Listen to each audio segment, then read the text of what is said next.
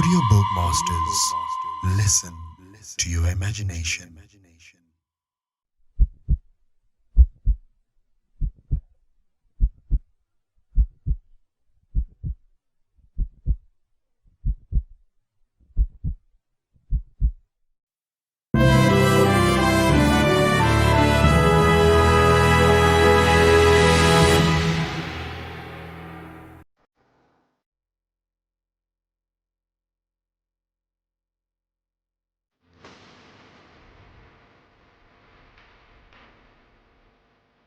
Hello, and welcome to Africa, this enormous and astonishing continent. South Africa, to be more precise, just a short drive outside Johannesburg. And I'm here to talk to a remarkable man, Credo Mutwa. When I first came to South Africa about 18 months ago, within 2 or 3 days, I was introduced to Credo Mutwa. I'd never heard of him at the time, but from the moment I met him, I didn't stop listening and he didn't stop talking for at least 5 hours. And within the first few minutes, I realized I wasn't just in the presence here of a man of great knowledge, and he's certainly that. I was in the presence of a genius, a unique human being. And Credo Mutwa is without doubt the most incredible man it has been my honor to meet. Credo is what some people around the world call a shaman, and some deeply, deeply ignorant people call a witch doctor. And to give him his official title, he's a TORNOU-SE in the Zulu nation. TORNOU-SE is the carrier, the keeper of the ancient knowledge of so much, including the ancient knowledge of history of Africa, where all this came from, where the people came, what the truth of history is, instead of the largely nonsensical version of history that we get through the universities and the schools. Very, very well-educated professors in that. There are only 2 TORNOU-SEs left in South Africa. Credo is one. And that's terrifying, because it means the true version of the history of this country is gone. Being lost to this official nonsense that we're told is history, but it's absolute garbage. History is being rewritten, and the people who can put that history together again are going out of this world as they age and not return. So you're about to have, as I had, the enormous privilege of hearing this man talk and seeing his knowledge preserved for as long as the electronic medium exists. He is the official storyteller and keeper of the history, the knowledge of the Zulu people. But you know, knowledge is a very dangerous thing when you're trying to hold people down into a mind prison, you're trying to manipulate them, you're trying to control them. And so people like Credo Mutwa, who have the knowledge to rewrite history and therefore rewrite the present, they are very dangerous people to those that wish to control and suppress. This man has had endless threats to his life, endless attempts on his life, right up to the last few days. And he has upset the hierarchy of his own people as much as he's upset those others in other cultures and other races that wish also to suppress the truth for reasons of preserving their own religious domination or keeping people in ignorance. And so I've come here to talk to Credo at length about many things. And this is a series of unique videos with a unique man. And what we're going to start out with is to concentrate on a bizarre story. An off-the-wall story, you would think, but one which he is confirming at every turn from his own background, his own unique knowledge of this continent.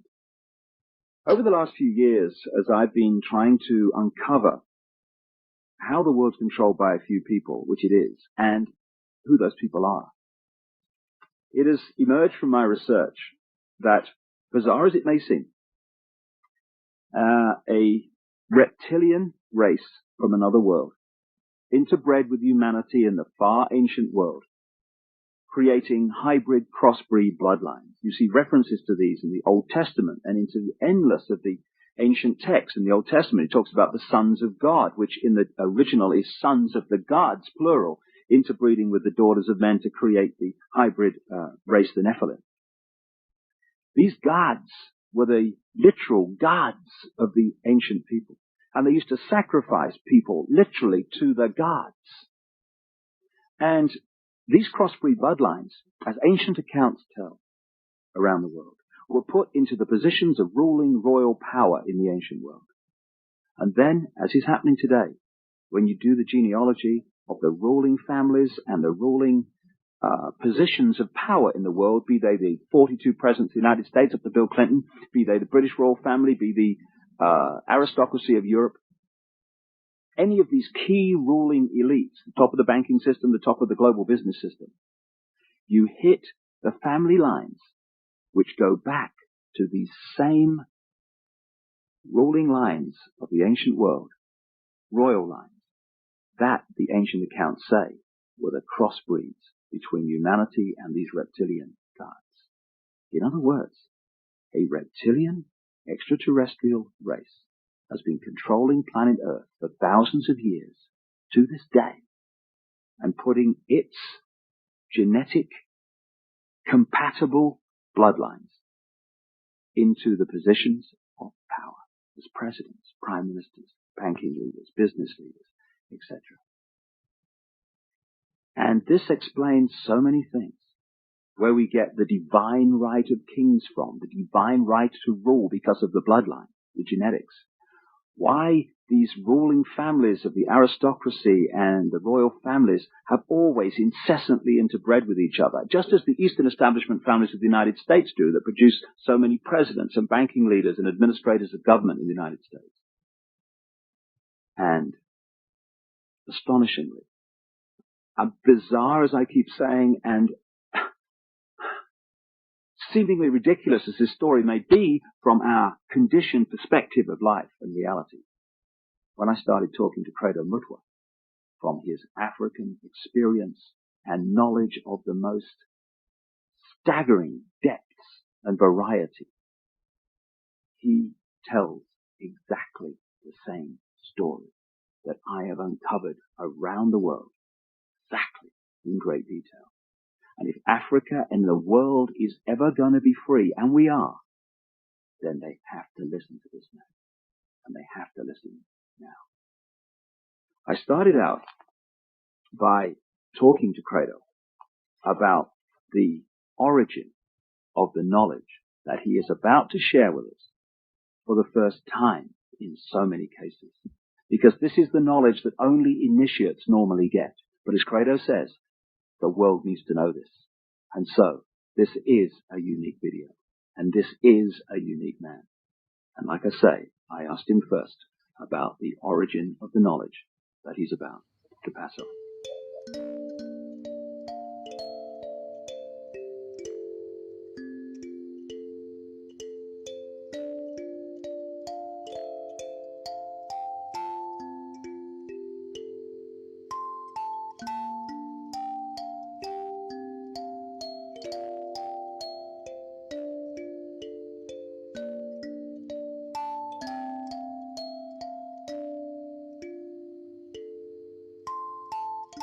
When the white man started destroying our religion, when he started demonizing our gods, when he started ridiculing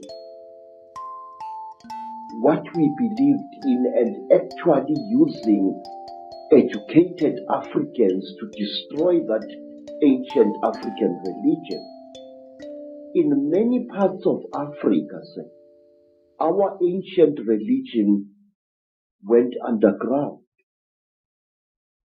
And there were, call them secret societies, all over South Africa and Central Africa and East Africa and West Africa, where this knowledge was was stored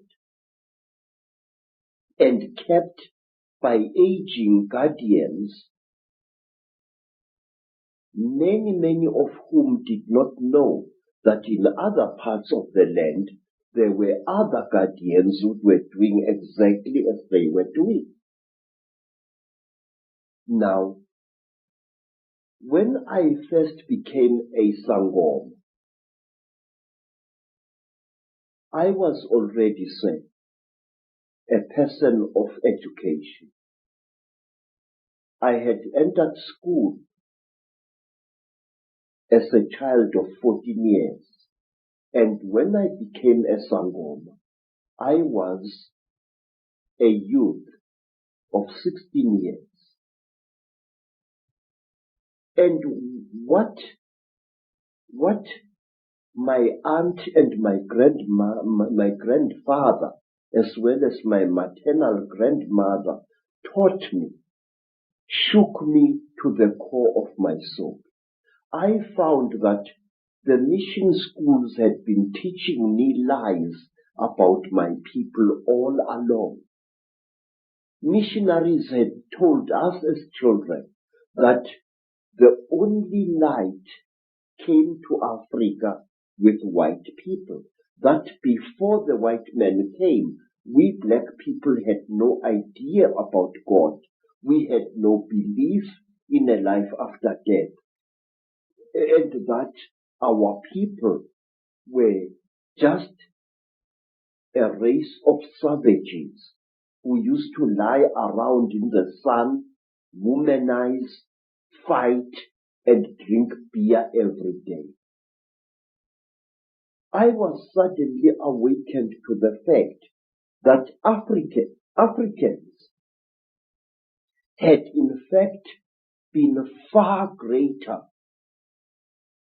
intellectually than the missionaries were willing to give them credit for.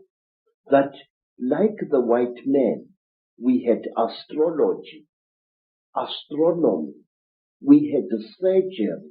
In fact, I found that Zulu surgeons in the early years of the 19th century and the 18th century and even beyond could perform operations which white surgeons were not capable of operating. And the more I learned about my people, the more I wanted to learn. And when my initiation under my aunt Mina and my grandfather Zigo had ended, I wanted to know more and more and more. And sometimes I had to pay a ghastly price in order to gain this knowledge. My own research around the world has certainly focused in on the fact that there is a force not of this world, shall we say, that is the common theme. What is your experience and your knowledge of an extraterrestrial involvement in the history of Africa?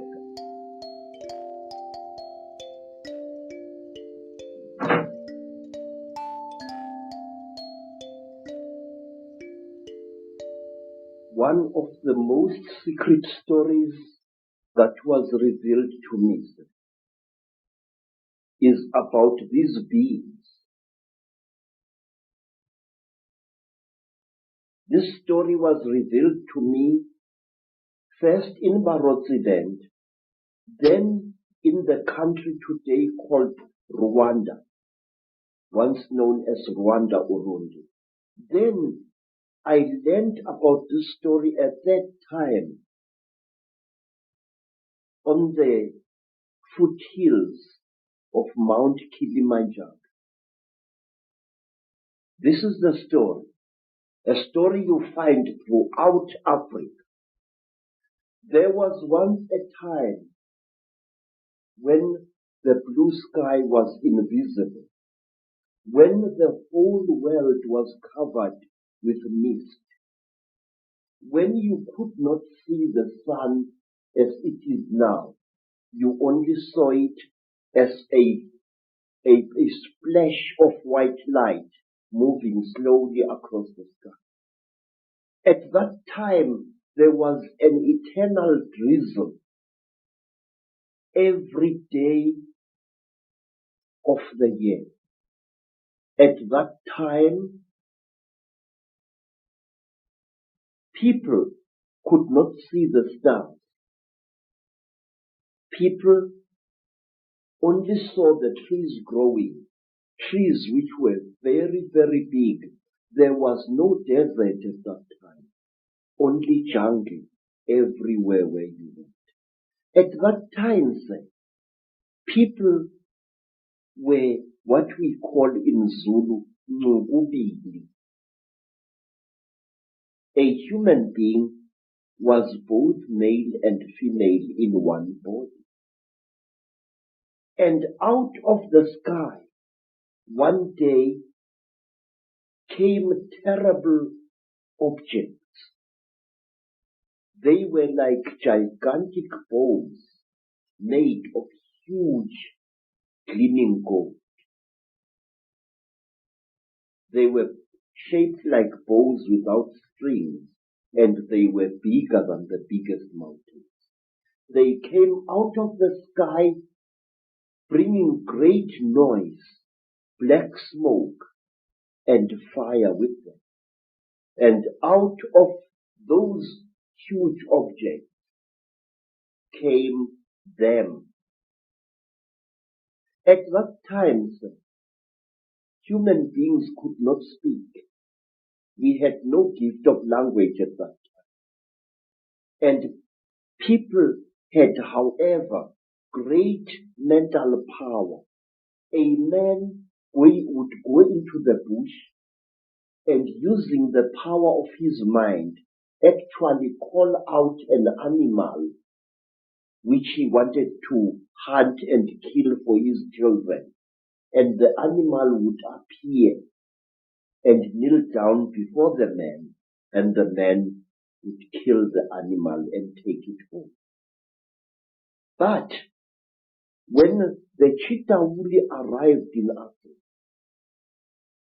they told our people that they were gods and that they were going to give us human beings great gifts on one condition. We had to worship them and accept them as our creators. Some told our people that they were our elder brothers and that this earth had produced them generations ago. And they said they had come back to the green womb of their mother and that they were going to make us into gods. What they did, they created a very strange pair of caves in the land. They dug 2 caves. In one cave was a green light, in another cave was a red light. And they drove human beings into these caves.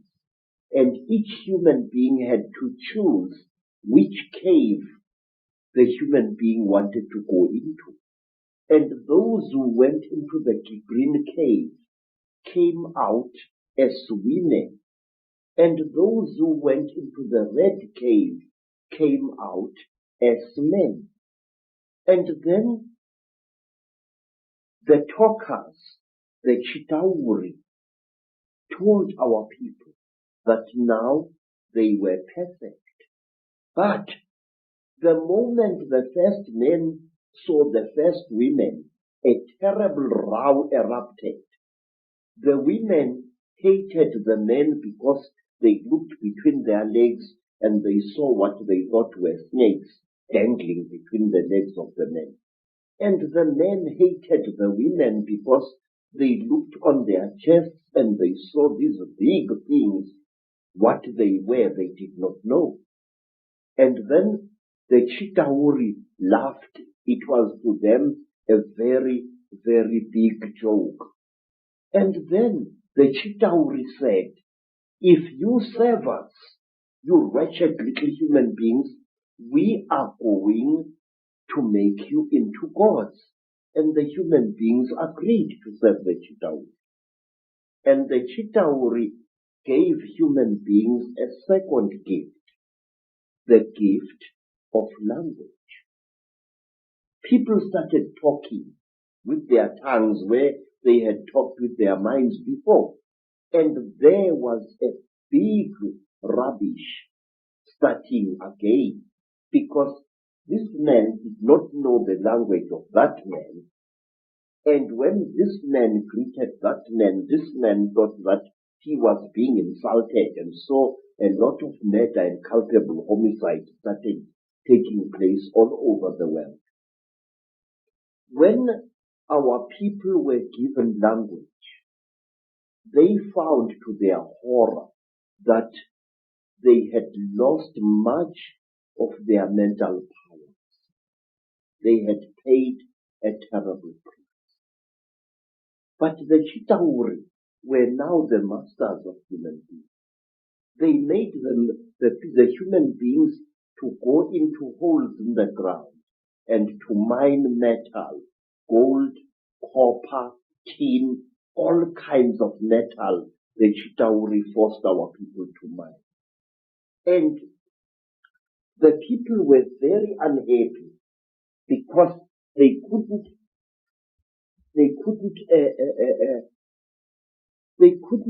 cope with the new sexual differences which were there now between men and women. And then from amongst the Chitauri came a very good female Chitauri.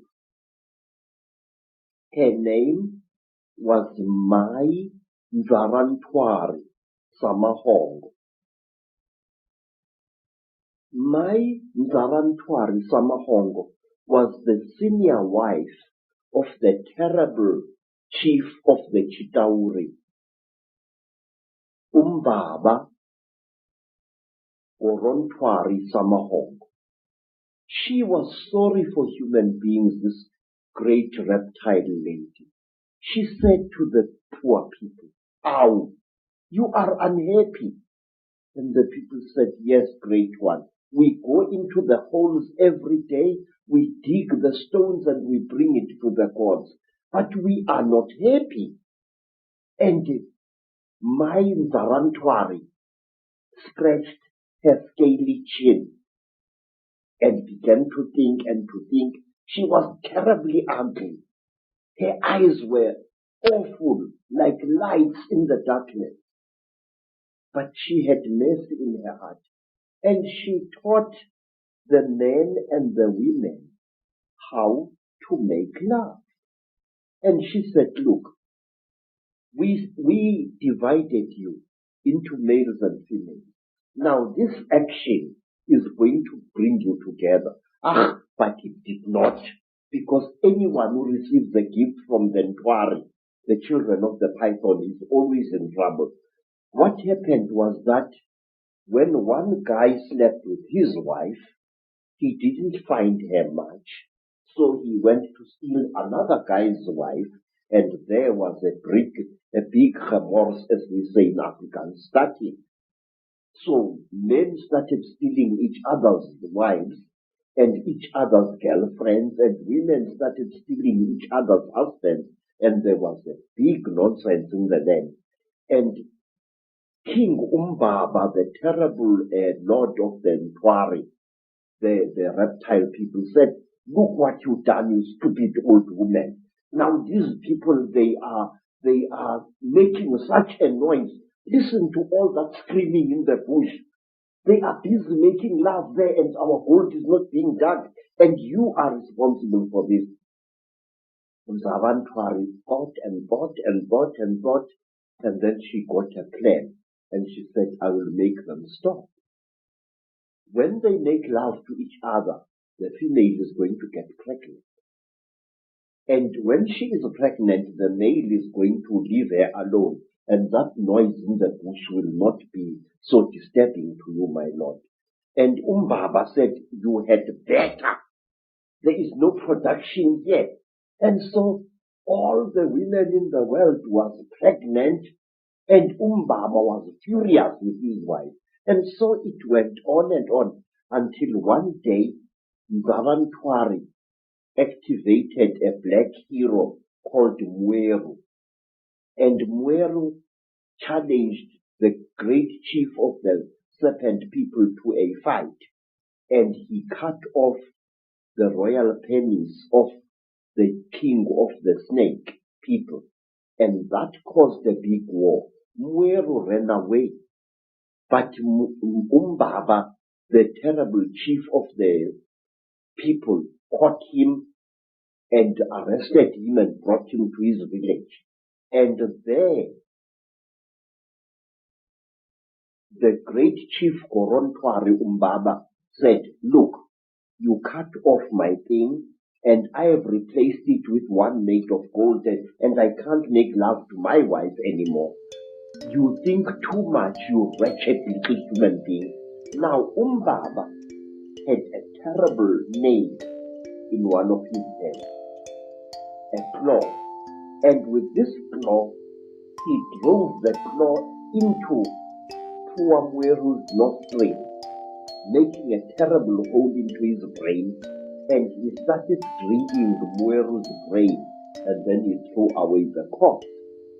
To this day, we believe that the people, the Chitauri people, they eat human brains. And strangely enough, scientists have found skulls where the human brain has been removed and eaten by someone or something.